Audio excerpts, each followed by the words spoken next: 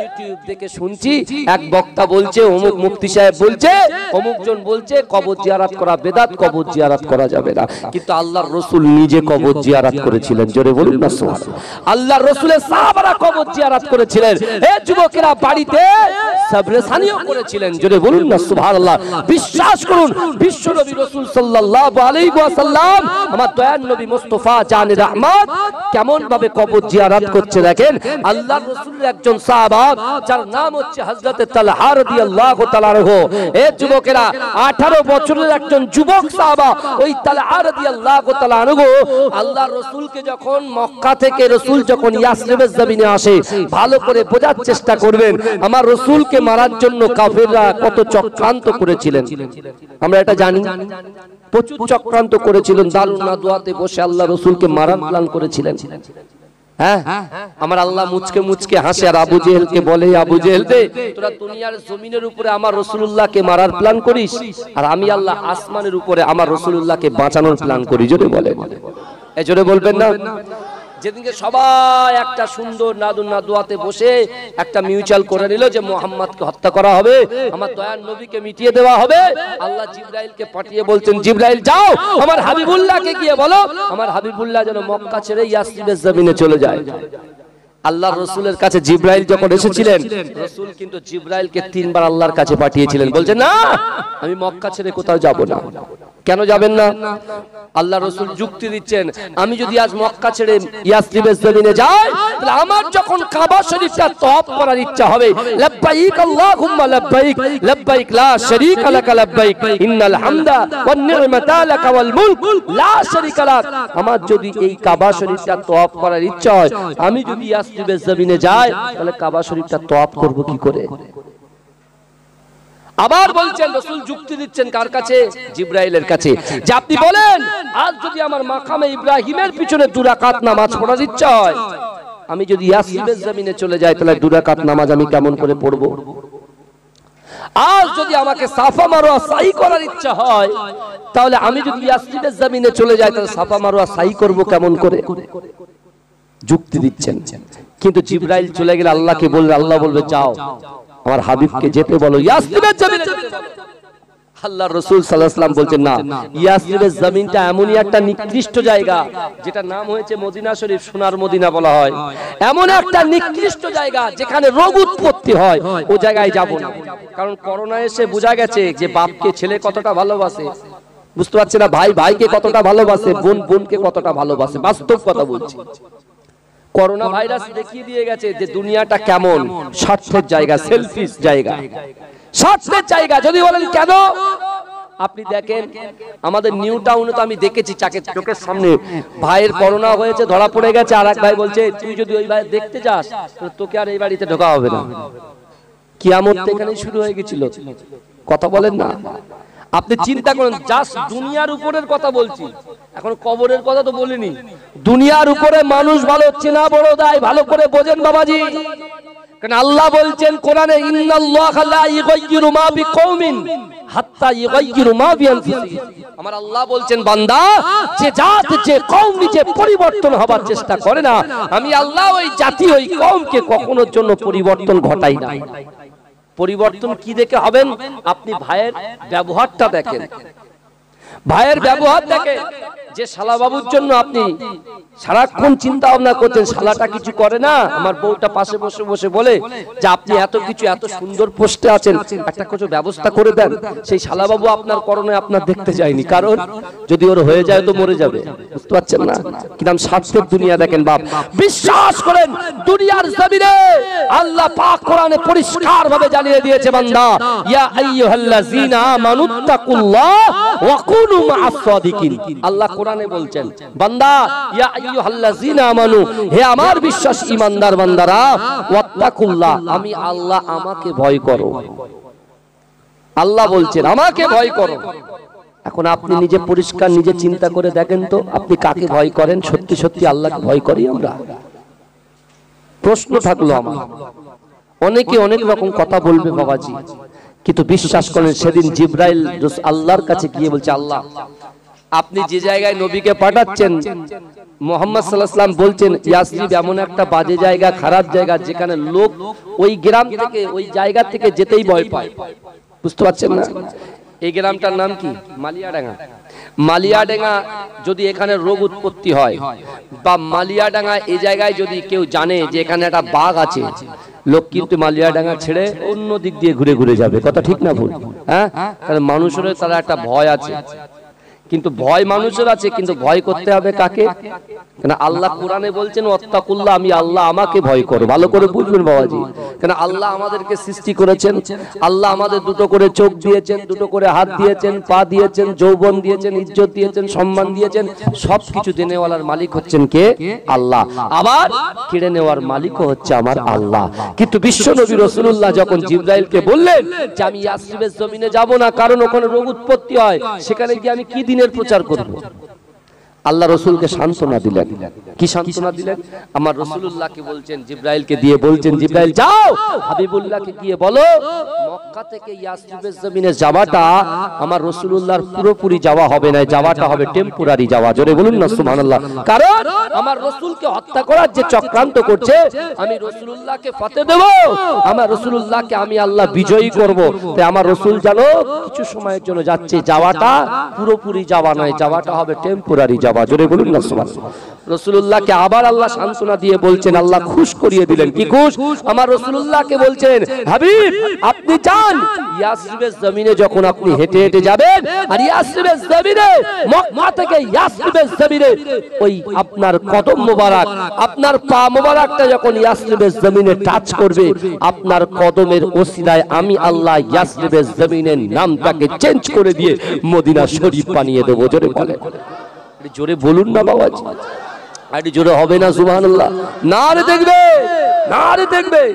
কিন্তু বিশ্ব নবী রাসূলুল্লাহ যেদিন ইয়াসরিবের জমিনে অর্থাৎ মদিনা শরীফে কদম রাখলেন, আল্লাহর রাসূলের একজন 18 বছরের সাহাবা, বাপ ইহুদি, মা ইহুদি, বাপ মা দুজনেই ইহুদি, ছেলে আল্লাহর রাসূলকে দেখে ইশকে দিওয়ানা হয়ে সে সাথে সাথে রাসূলুল্লাহর হাতে হাত দিয়ে কলেমা পড়ে মুসলমান হয়ে গেলেন। জোরে বলুন না সুবহানাল্লাহ। বিশ্ব নবী রাসূলুল্লাহর মুয়াজ্জিন হযরত বেলাল হুজুর যখন আযান দিচ্ছেন, এ যুবকেরা মক্কা থেকে 3.5 কিলোমিটার দূর যে তালহার বাড়ি, ওই তালহা ছুটে ছুটে মসজিদে নববী শরীফে এসে আল্লাহর রাসূলের পিছনে নামাজ আদায় করলেন। জোরে বলুন না সুবহানাল্লাহ। রাসূলুল্লাহ নামাজ অন্তে, নামাজ শেষে আমার রাসূলুল্লাহ তার সাহাবা, ওই 18 বছরের যুবক সাহাবা তালহার বুকে জড়িয়ে ধরে কপালে একটা বুসা দিলেন। জোরে বলুন না সুবহানাল্লাহ। আমার ভাইজানেরা, হে নবী পাকের উম্মত উম্মতিরা, হে নবী দেওয়ানারা, বিশ্ব নবী রাসূলুল্লাহ সাল্লাল্লাহু আলাইহি ওয়াসাল্লাম যখন মদিনার মসজিদে নববী শরীফে এমন করে সাহাবাদেরকে নিয়ে যখন বসে আছে, হে যুবকেরা, হে নবী পাকের উম্মত উম্মতিরা, ওই 18 বছরের যুবক সাহাবাটা মসজিদে নববী শরীফে পৌঁছে গিয়ে অজার নয়নে ঝরঝর ঝরঝর ঝরঝর করে কাঁদে। আল্লাহ রাসূল তাআলাকে ডেকে বললেন, বাবা তালাকা, তোমার কি হয়েছে বাবা? তুমি এমন করে ঝরঝর ঝরঝর করে কেন কাঁদো? হে যুবকেরা, ওই সময় তাআলা বলেছিলেন, ইয়া রাসূলুল্লাহ, হাবিবাল্লাহ, আমি যখন নামাজ শেষ করে বাড়িতে প্রবেশ করি, আমার আব্বা মা তারা হচ্ছে ইহুদি, আপনার নামে কুরুচিকর মন্তব্য করে, আপনার নামে গাল পাড়ে, আপনার নামে যা ইচ্ছা মন্তব্য করে। ইয়া রাসূলুল্লাহ, হাবিবাল্লাহ, আমি তাআলা মনে হয় একটা তরোয়াল নিয়ে পিতা মাতার গর্দানটা আপনার মুহাব্বতে ফেলে দিই, কিন্তু না না না ইয়া রাসূলুল্লাহ, হাবিবাল্লাহ, আমি এটা কতদিন সহ্য করতে পারবো এটা আমি বলতে পারছি না। কিন্তু এই যুবকেরা, আমার দয়ার নবী হচ্ছে রাহমাতাল লিল আলামিন, আমার রাসূল হচ্ছে মা, আমার রাসূলুল্লাহ সাল্লাল্লাহু আলাইহি ওয়াসাল্লাম রাহমাতাল লিল আলামিন, আমার দয়ার নবী রাসূলুল্লাহর ক্যারেক্টার চরিত্রটাকে ফলো করেন। এই যুবকেরা, আমার রাসূলুল্লাহ তার 18 বছরের যুবক সাহাবাকে কি বার্তা দিলেন? আল্লাহর রাসূল কোরআনের আয়াতটা ভালো করে পড়ে শুনিয়ে দিলেন। এ বাবা তালাকা, আল্লাহর কোরআন কি বলছে বাবা তুমি ফলো করো। আল্লাহর কোরআন বলছে বান্দা, ফালা তাকুল্লাহুমা উফি ওয়ালা তানহারহুমা ওয়া কুল্লাহুমা কওলান কারীমা। আল্লাহর কোরআন বলছে বান্দা, তোমাদের আচার আচরণে, তোমাদের ব্যবহারে তোমাদের পিতা মাতা যেন শব্দ না করে। আল্লাহ রাসূলের আয়াত পড়ে তালাকে শিক্ষা দিলেন, তালাকা আমি রাসূলুল্লাহকে যত গাল পারে পারতে দাও, কিন্তু পিতা মাতাকে তোমরা কষ্ট দিও না। পিতা মাতার কষ্ট দিও না তালহা, আল্লাহ ঠিক একটা ব্যবস্থা করে দেবে। জোরে বলুন না সুবহানাল্লাহ। ঠিক ব্যবস্থা করে দেবে। বিশ্বনবী রাসূলুল্লাহ সাহাবা হযরত তালহা এশার নামাজ শেষ করে বাড়িতে গিয়েছেন। এই শুনছেন তো আপনারা, এশার নামাজ শেষ করে বাড়িতে গিয়েছেন। বাড়িতে যাওয়ার পরে এমত অবস্থায় তার পিতামাতা দেখছে এ মুহাম্মাদের দরবার থেকে আসছে না, একে আর ছাড়া হবে না বলে ঘরবন্দি করে দিয়ে ঘরে গিয়ে একটা জ্বরে গিয়ে একটা তালা চাবি মেরে দিয়ে তালা চাবিটা পুকুরে একটা ফেলে দিয়েছে, পানিতে ফেলে যখন দিয়েছে, তালহা বাড়িতে বলছে আব্বা মা রিকোয়েস্ট করছে আপনারা ছেড়ে দেন, আমি ফজরের নামাজ পড়তে যাব মসজিদে নববীতে, ফজরের নামাজ পড়তে যাব। বুঝতে পারছেন না? কিন্তু আল্লাহর রাসূলের সাহাবা হযরত তালহা যখন এইভাবে ক্রন্দন করছেন, কাঁদছেন, এমত অবস্থায় বিলাল হুজুরের আযান শুনে যাচ্ছে, as-সালাতু খায়রুম মিনান নাওম, ঘুম থেকে নামাজ উত্তম। এমত অবস্থায় তালহা ছটফট করছে, দিল কাঁদছে, তার শরীরটা ঠক ঠক ঠক ঠক করে কাঁপছে। কার ভয়ে?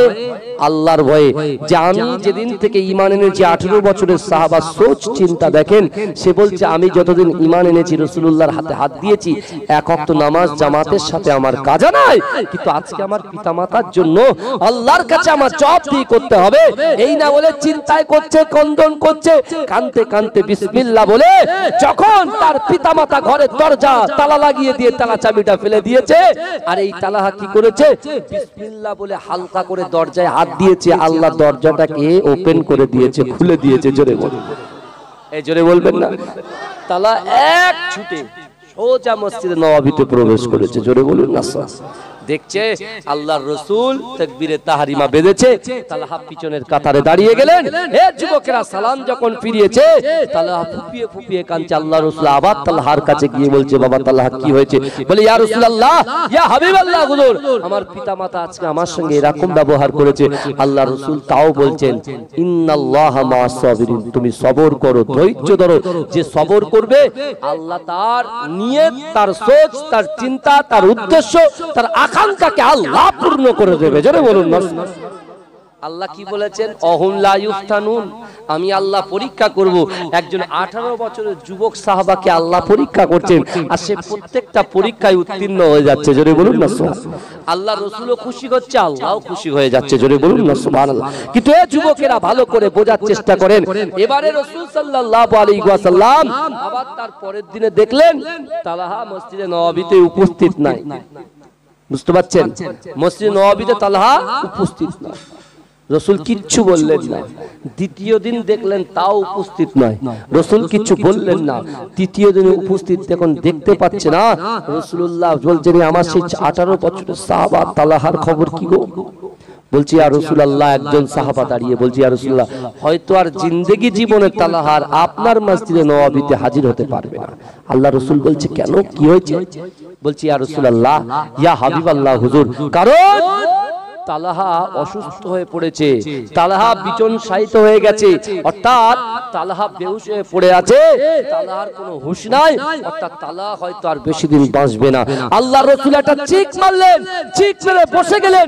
বসে যাওয়ার পরে আল্লাহ রাসূল সিদ্দিক আকবর, হযরত আবু বকর সিদ্দিক রাদিয়াল্লাহু তাআলা আনহু, হযরত ওমর ফারুক রাদিয়াল্লাহু তাআলা আনহু, হযরত উসমান গনি রাদিয়াল্লাহু তাআলা আনহু, হযরত শেরে খোদা আলী হুজুরকে সঙ্গে করে নিয়ে আল্লাহ রাসূল বলছে চলো আমার ওই 18 বছরের যুবক সাহাবা তালহার বাড়িতে চলো। জোরে বলুন না সুবহান। যাচ্ছেন কে 3.5 কিলোমিটার দূরে, যে রাসূল আমাদের কিয়ামতের মাঠে শাফাত করবে, যে রাসূল জান্নাতে যাবে না যতক্ষণ পর্যন্ত তার উম্মত জান্নাতে প্রবেশ না করবে। হে যুবকেরা, সেই দয়ার নবী মুস্তাফা জানের রহমত এখন 41 ডিগ্রি 42 ডিগ্রি 40 ডিগ্রি গরম সহ্য করতে পারছি না। আপনি মক্কার জমিনে মদিনার জমিনে যান, এই মুহূর্তে আপনি 55 ডিগ্রি সেলসিয়াস গরম।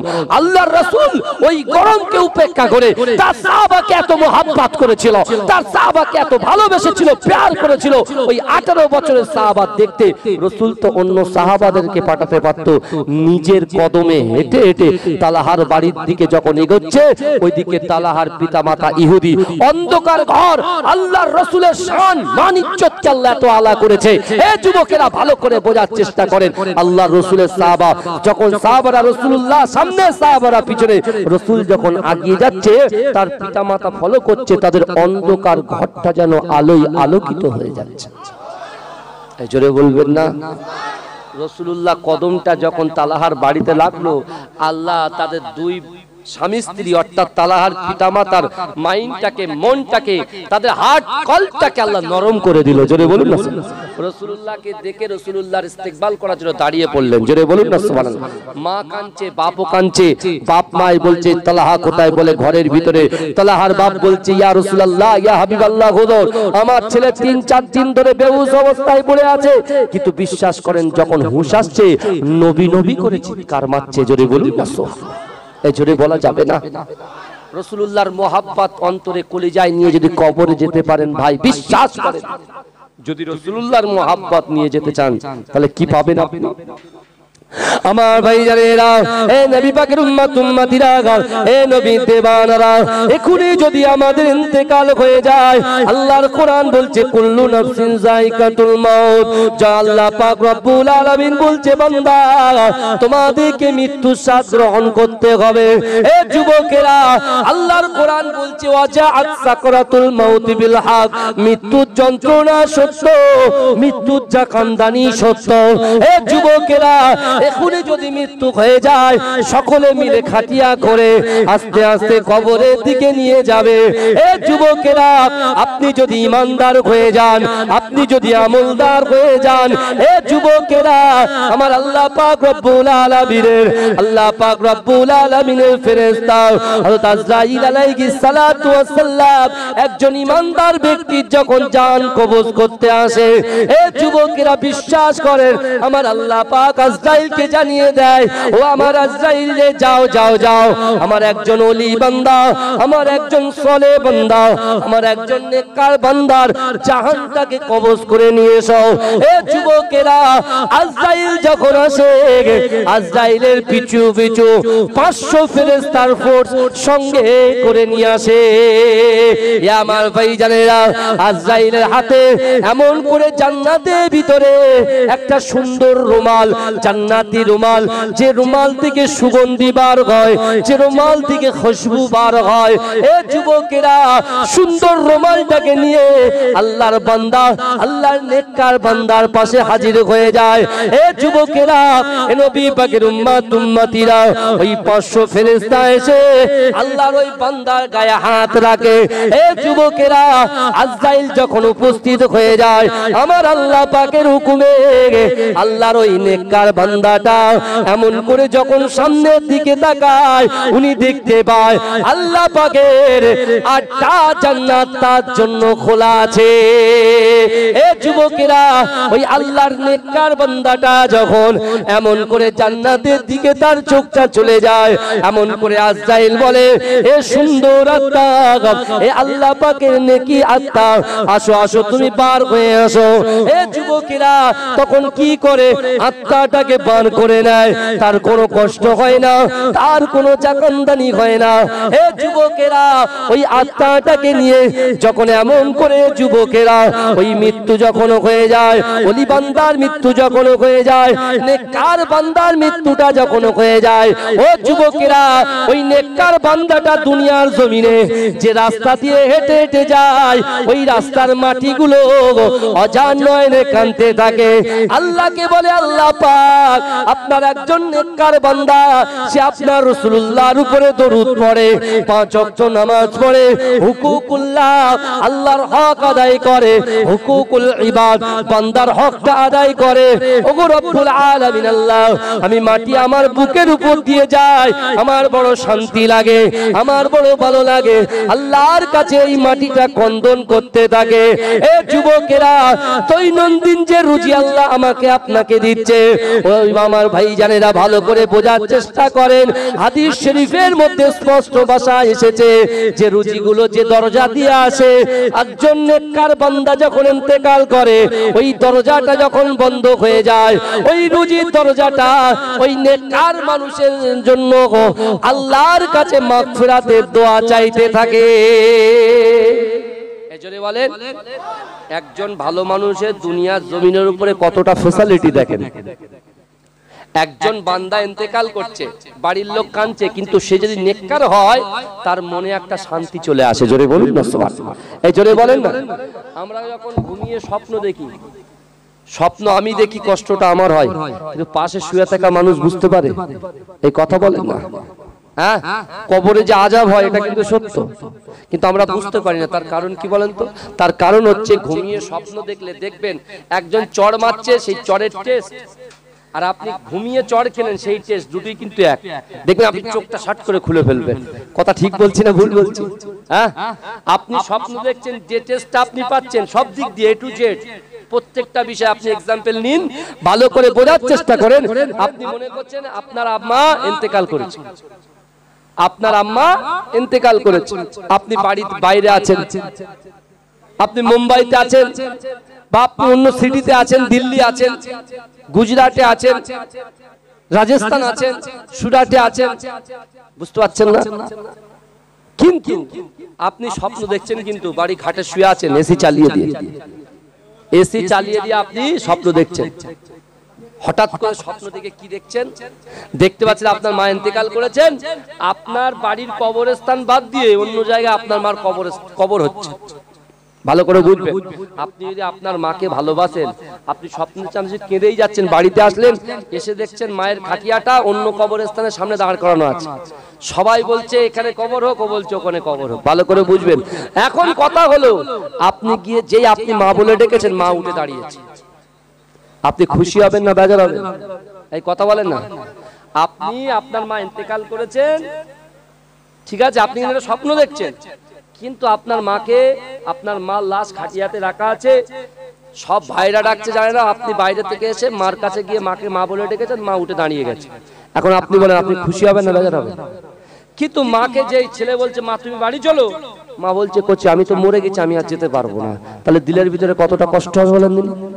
এই কথা কষ্ট হবে কি হবে না? এই ব্যথাটা আপনি কাউকে শেয়ার করে এই ব্যথাটা নিবারণ করতে পারবেন আপনি? এই কথা বলেন, নিবারণ করতে পারবেন? পারবেন না। তাই এখনো বলছি বাবাজি, ভালো করে বোঝেন, পিতামাতার মহাব্বত বোঝেন, পিতামাতার গুরুত্ব বোঝেন, আর আপনার কবরের গুরুত্বটাকে আপনার বুঝে যেতে হবে। কারণ বিশ্বাস করেন, আজকে একজন ইমানদার আত্মা যখন ইন্তেকাল করে, এমন করে যে আজরাইল আসে 500 ফেরেশতাদেরকে সঙ্গে করে নিয়ে আসে। আর ইমানদারদের আত্মা আল্লাহ কিভাবে কবজ করে? আল্লাহ আগে জান্নাতটাকে ওপেন করে দেয়, তারা তাদের চোখটা যখন জান্নাতের দিকে যায়, এদিকে আর খেয়াল থাকে না। এই কথা, মানুষ যখন আবেগে পড়ে যায়, পিছনের কথা খেয়াল থাকে, বুঝতে পারছেন না? এই জন্য দেখবেন যারা কালেকশন করে, এই শুনছেন জলসায় কালেকশন হয় না, এই কথা বলেন না, কালেকশন যারা করে দেখবেন অনেকেই আবেগে বলে দেয় যে আমি অমুক বস্তা চাল দেবো, অমুক সিমেন্ট দেবো, এই করবো সেই করবে, কিন্তু যখন কমিটি যাচ্ছে বলে আবেগে বলে ফেলিস তা কি করব? এই কথা ঠিক বলছি না ভুল বলছি? বলে ফেলেছি তা কি করব? ও তাই নাকি? ভাইজান ভালো করে বুঝবেন, যার হক তাকে আপনার দিতেই হবে। কারণ যে ওয়াদা ভঙ্গ করে, যে ওয়াদা খিলাফ করে সে হচ্ছে মুনাফিক। আর মুনাফিকের স্থান কোথায়? সব থেকে নিম্ন কবর, নিম্ন জায়গায়, তাই তো? এই কথা বলেন না? কিন্তু আমার ভাইরা ভালো করে বুঝবেন, আল্লাহর হাতে কিন্তু তারাজ্জু থাকবে, মিজানের পাল্লা থাকবে। রাসূলুল্লাহ মসজিদে নববীতে বলেছিলেন, এ আমার সাহাবারা শোনো, আমি রাসূলুল্লাহ তোমাদেরকে জানিয়ে দিলাম, তোমাদের আমলনামা, আমাদের আমল আছে, বদ আমলও আছে, ভালো আমলও আছে। এই কথা ঠিক না বল? রাতের অন্ধকারে, দিনের আলোতে, প্রকাশ্যে অপ্রকাশ্যে, জাহিরিতে বাতিনিতে আমরা গুনার পাহাড় মাথায় নিয়ে বসে আছি। কিন্তু এখন কথা হলো, এই এতগুলো গুনাহ করেছি, চোখের জেনা করেছি, হাতের জেনা করেছি, লটারির টিকিট কেটেছি, গালাত গালাত পিকচার দেখেছি, ভিডিও দেখেছি, মনে ইচ্ছা যা ইচ্ছা তাই করেছি। এই যে কাজগুলো করে এসেছেন, আপনি কি মনে করেছেন আল্লাহর কাছে রিপোর্ট নেই? এই কথা বলেন না, আল্লাহর কাছে রিপোর্ট আছে, আল্লাহর কাছে সবকিছু আছে, ভালো করে বোঝেন। কিন্তু আমার ভাইরা, এখন প্রশ্ন থাকতে পারে যে হুজুর, তাহলে আল্লাহ কি ক্ষমা করবে না? তাহলে আমরা গুনাহ করে ফেলেছি বলে কি আমাদের ক্ষমা হবে না? প্রশ্ন আসতে পারে কি পারে না? ক্ষমা হবে না? আমার আল্লাহর রাগের থেকে দয়া বেশি। জোরে বলুন, এ জোরে বলেন না বাবা। আরে চুপ করে আছেন কেন? একটু জোরে বলেন না। আর বেশিক্ষণ বিরক্ত করবো না বাবাজি, 12টার মধ্যেই কমপ্লিট হবে। এমনি তো গরম, এই গরম সহ্য করতে পারছি না। কিয়ামতের 12টা সূর্যের মুখ যখন খুলে যাবে, সেই গরম আপনি সহ্য করে নেব কি? তাই তো নাকি? কথা বলেন না। কিন্তু আমার ভাইরা ভালো করে বোঝার চেষ্টা করেন। আল্লাহ বলছে, বান্দা তুমি যেখানেই যে গুনাহ করো না কেন, আমি আল্লাহ বলছি, নাহনু আকরাবু ইলাইহি মিন হাবলিল ওয়ারিদ, বান্দা আমি আল্লাহ তোর ঘাড়ের শিরা উপশিরা থেকে অতি নিকটবর্তী, তোমাদের সাথে থাকি। জোরে বলুন না সুবহানাল্লাহ। এই জোরে বলা যাবে না আমার ভাইরা। তাহলে বিশ্ব নবী রাসূলুল্লাহ সাহাবাদেরকে বলেছিলেন যে না, ওই তালাহার বাড়িতে চলো। এটাকে শেষ করি, চারিদিকে গেলে গন্ডগোল। তালাহার বাড়িতে রাসূল গেলেন, তালাহার পিতা মাতা দেখিয়ে দিল, ওই আমার ছেলে। রাসূল তালাহাকে সুন্দর করে মাথা থেকে পা পর্যন্ত রাসূল নিজে হাতটা বুলিয়ে দিলেন। জোরে বলুন না সুবহানাল্লাহ। হাত বোলানোর পরে আমার রাসূল সাল্লাল্লাহু আলাইহি ওয়াসাল্লামকে যারা বলেন মুর্দা, জোরে বলুন নাউজুবিল্লাহ। আমার রাসূল জিন্দা, জোরে বলুন না সুবহানাল্লাহ। এই জোরে বলবেন না? এই আমার রাসূল জিন্দা না মুর্দা? আমার রাসূল হচ্ছেন জিন্দা। আচ্ছা, আমার রাসূল যদি ইচ্ছা করেন এই বাড়িতে, এই গ্রামে, এই জায়গায়, এই জান্নাতের বাগানে হাজির হতে পারেন কি পারেন না? পারে। আলহামদুলিল্লাহ। এইগুলো নিয়ে কবরে যাবে, মানুষের কাছে গিয়ে যারা মানুষের ডিবেট সৃষ্টি করে, মানুষকে ডিভাইডেড করে দেয়, আলাগ করে দেয়, এটা করা যাবে না, ওটা করা যাবে না। আমি আপনাকে বলছি বেশি বেশি করে কবর জিয়ারত করেন, বেশি বেশি করে। কারণ রাসূল বলছেন, ইজা মাতাল ইনসানু, যখন মানুষ মৃত্যুবরণ করে, ইনকাতা, মানুষের আমলের কর্মধারাটা বন্ধ হয়ে যায়। ইল্লা মিন সালাসাতিন, তিনটে আমল এমন আছে দুনিয়ার জমিনের উপরে, আসমানের নিচে যদি বান্দা তিনটে কাজ তুমি করে যেতে পারো, কবরে শুয়ে শুয়ে সব পাবে। জোরে বলেন, এই জোরে বলবেন না? কি কি? সাদকায়ে জারিয়া, বেশি বেশি করে দান খায়রাত করেন, যত পারেন দান খায়রাত করেন। কারণ এটা শাওয়াল মাস, শাওয়াল মাসের আগের মাস হচ্ছে রমজান মাস, রমজান মাসের আগের মাস হচ্ছে শাবান মাস। এটা শাওয়াল মাস, শাওয়াল মাসের আগের মাস রমজান মাস, রমজান মাসের আগের মাস শাবান মাস, শাবান মাসের আগের মাস হচ্ছে রজব মাস। এই চারটে মাসকে অতিবাহিত করে এসেছে। বিশ্বাস করেন, যারা রমজান মাসে দান করেছেন, 1 টাকা দান করেছে 70 টাকা সওয়াব পেয়েছেন। জোরে বলুন না সুবহানাল্লাহ। বেশি বেশি করে দান খায়রাত করে যান। এই আবার অনেক ব্যাপার আছে, ঠিক আছে, বলতে গেলে অনেক টাইম লাগবে আমার ভাইরা। দ্বিতীয় নম্বর কথা হচ্ছে, আপনি এমন ইলম, এমন শিক্ষা অর্জন করেন। কারণ রাসূলুল্লাহর প্রথম যে কোরআন আয়াত আল্লাহ নাযিল করেছিলেন, ইকরা বিসমি রাব্বিকাল্লাযী খালাক, খালাকাল ইনসানা মিন আলাক। আল্লাহ পাক আমার দয়ার নবীকে বলেছিলেন, পড়ো আপনার প্রভুর নামে। এডুকেশন, শিক্ষা। আর শিক্ষা হচ্ছে মানব জাতির মেরুদণ্ড। শিক্ষা হচ্ছে মানব জাতির মেরুদণ্ড। যে জাতির শিক্ষা নেই, সে জাতি কিন্তু পিছিয়ে যাবে। কিন্তু বিশ্বাস করেন, আও ওয়ালাদিন সালিহিন ইয়াদুলাহু, এমন কি যে 3টা আমলের কথা রাসূল বলেছেন মৃত্যুর আগে করে যেতে। একটা হলেন বেশি করে দান খায়রাত করেন, দ্বিতীয় আও ইলমিন, এমন ইলম, এমন শিক্ষা, এমন এডুকেশন, এমন শিক্ষা অর্জন করেন যার দ্বারাই মানুষ উপকার পেয়ে যায়। জোরে বলবেন না? আপনি একটা ভালো, একজন আপনার কাছে যুক্তি নিতে আসলে, বুঝতে পারছেন না, যুক্তিটা আপনি ভালো যুক্তি দিয়ে দেন, খারাপ যুক্তি দেবেন না। কিন্তু অনেকে মজা নাই, জানেন, অনেকে মজা নাই, বুঝতে পারছেন না। অনেক মানুষ একটা হাবাগালা মানুষ এসে বলল চালাক চতুর মানুষের কাছে, যেটা করলে কি হয়? ও বলছে তুই আগিয়ে যাবি আমার আগে, তারা তোর ব্যবস্থা করছে। ওর পা ধরে টানছে। আল্লাহ বলছে বান্দা তুই ওকে পা ধরে টানছিস, আমি ওকে চুল ধরে টানছি। ও ঘরে শুয়ে শুয়ে দেখছি আমি এত টানছি তা আল্লাহকে এত বড় করে দিচ্ছে। বুঝতে পারছি না? মন মানসিকতা ঠিক করেন। কারণ এই শরীরের ভিতরে কোরআন শরীফে ৮২টা জায়গায় নামাজের কথা আছে, আবার এই কোরআন শরীফের ভিতরে ১২৪টা জায়গায় কলবের কথা আমার আল্লাহ বলেছেন। জোরে বলুন না। বুখারী মুসলিমের হাদিস, আলা ইন্না ফিল জাসাদি মুদগাতান ইজা সালুখা সালুখাল জাসাদু কুল্লুহু ওয়া ইজা ফাসাদাত ফাসাদাল জাসাদু কুল্লুহু আলা ওয়াহিয়াল কাল। মানুষের শরীরের মধ্যে এমন একটা গোশতের টুকরা আছে, ওই গোশতের টুকরাটা যদি অপবিত্র হয়ে যায় মানুষের পুরো শরীরটাই অপবিত্র হয়ে যায়। আর ওই গোশতের টুকরাটা যদি পবিত্র হয়ে যায় মানুষের পুরো শরীরটাই পবিত্র হয়ে যায়। জোরে বলুন না। এই জোরে বলবেন না। আল্লাহ রাসূল তালাহার বাড়িতে গিয়ে তালাহাকে সুন্দর করে হাত দিয়ে বুলিয়ে দিলেন। আল্লাহ রাসূল তার পক্ষে চোখটা বুজিয়ে বলছে, তালাহার মা তালাহার বাপ, আমার তালাহা কিন্তু বেশিক্ষণ বাঁচবে না, ও আজকে এশার নামাজের পরে ইন্তেকাল করবে। রাসূল জানলো কি করে? প্রশ্ন আসতে পারে কি পারে না? এই কথা বলেন না।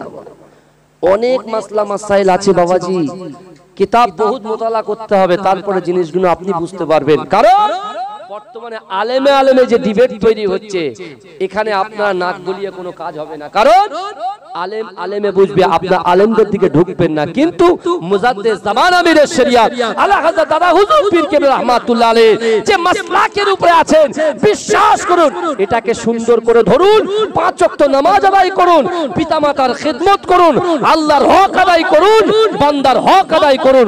বিশ্বাস করুন আল্লাহ সূরা ফাতিহার মধ্যে বলে দিলেন, ইহদিনাস সিরাতাল মুস্তাকিম, সহজ সরল পথটাকে ভালো করে ধরুন, ওই পথটা যেতে যেতে যেতে যেতে আপনি জান্নাত পেয়ে যাবেন। জোরে বলুন না। কোন ডিবেটে আপনার যেতে লাগবে না, কারণ আপনি বেশি বুঝতে গেলে আপনি ধরা পড়ে যাবেন। শয়তান বেশি বুঝতে গেছে, শেষ হয়ে গেছে। কথা ঠিক না ভুল? আপনি বেশি বুঝতে যাবেন না বাবাজি, বিশ্বাস করে আপনার পীরের আওলাদ বলে আছি। কারণ আজ থেকে ১০০ বছর আগে আমার পরদাদা আহমদ আলী হাবিব জালালী রাহমাতুল্লাহ আলাইহি আপনাদের এই এলাকাগুলো আবাদ করেছেন। কার নির্দেশে? মুজাদ্দিদ জামান দাদা হুজুর পীর কেবলার নির্দেশে। আরে জালালী সাহেব হিজবিয়া শাহ জালালিয়া বরকতিয়া মাদ্রাসা, কেন মানুষেরা তার নামে এই মাদ্রাসাটা নামকরণ করলেন? কারণ হচ্ছে ওই মুজাদ্দিদ জামান দাদা হুজুর পীর কেবলা বাসভবনে যে মাদ্রাসা আছে ফুরফুরা ফাতিহা টাইটেল মাদ্রাসা, এই ফুরফুরা ফাতিহা টাইটেল মাদ্রাসার প্রথম সুপারিনটেনডেন্ট ছিলেন একটানা 18 বছর। তিনি বুখারী, মুসলিম, আবু দাউদ, তিরমিজি, নাসাই শরীফ পড়িয়েছিলেন। জোরে বলুন না সুবহানাল্লাহ। এই জোরে বলবেন না সুবহানাল্লাহ। কিন্তু বিশ্বাস করেন আল্লাহর রাসূল যখন এই কথা বললেন, তালার পিতামাতা ছটফট করছে। আল্লাহর রাসূল বলছে, শোনেন এই তালাহা ইন্তেকাল করবে, এই তালাহার জানাজার নামাজটা আমি বিশ্বনবী রাসূলুল্লাহ নিজে পড়াবো। জোরে বলুন না। আমি তালাহার কাপন নিজে পরাবো। জোরে বলেন সুবহানাল্লাহ। আমি তালাহার কবরে নিজে নিজের হাত মোবারক দিয়ে আমার তালাহাকে কবরস্থ করব। জোরে বলুন না সুবহানাল্লাহ। তার রাসূল কতটা তার সাহাবাকে ভালোবেসেছিলেন। কিন্তু সাহাবার বয়স ছিল কত বছর? 18 বছর। নামাজ ছাড়েনি। কিন্তু আমার আপনার বয়স 25 বছর, 30 বছর, 40 বছর, 45 বছর, 60 বছর হয়ে গেছে। আমরা মনে করছি 500 টাকা, 1000 টাকা, 10,000 টাকা দিয়ে দেবো, সব আদায় হয়ে যাবে। না।